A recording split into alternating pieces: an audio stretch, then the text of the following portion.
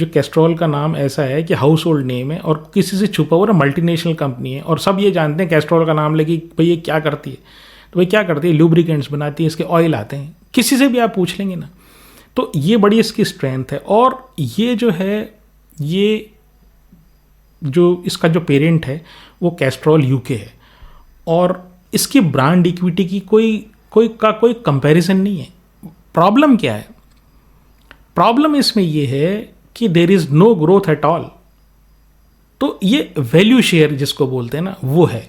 अब ज़बरदस्त तो कैश जनरेट कर, देखिए लास्ट 6-7 साल, लास्ट के 10 साल में भी, लास्ट के 10 साल की बात बता रहा हूँ, केवल 6 से 7% रेवेन्यू ग्रोथ है। 3 साल में भी यह हाल है, 5 साल में भी यह हाल है, 10 साल में भी यही हाल है। इसी तरह की इनकी रेवेन्यू ग्रोथ है ना। जबकि देखिए ईवी जो आ रहा है ना, उसके बाद तो ऑयल की डिमांड और भी कम होने वाली है।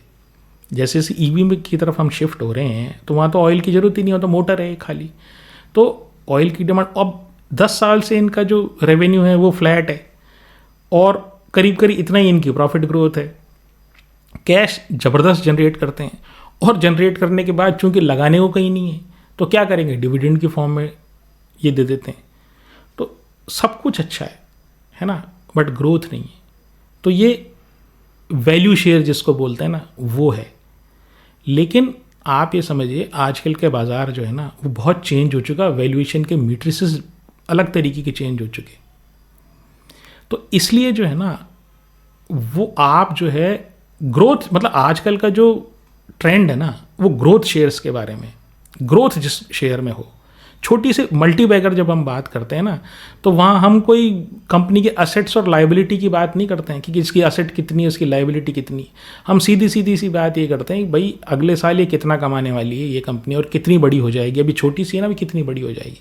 तो ये ग्रोथ इन्वेस्टिंग है। तो ये जो शेयर है ना डिविडेंड के लिए ज़्यादा अच्छा है। PE 24 का ही है और ROE 42% है। जैसे मैंने बताया ज़बरदस्त कैश जनरेट करती है और सारा जो है शेयर होल्डर्स को बांट देती है।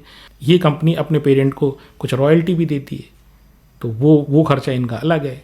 तो ये जस्ट, और ग्रोथ के इनके कोई बहुत ज़्यादा प्लान मतलब है नहीं, तो ये कंपनी ऐसे ही चलेगी। बल्कि जैसे मैंने बताया EV के आने के बाद इनकी सेल के ज़्यादा चांसेस इस बात के हैं कि इनकी सेल कम हो।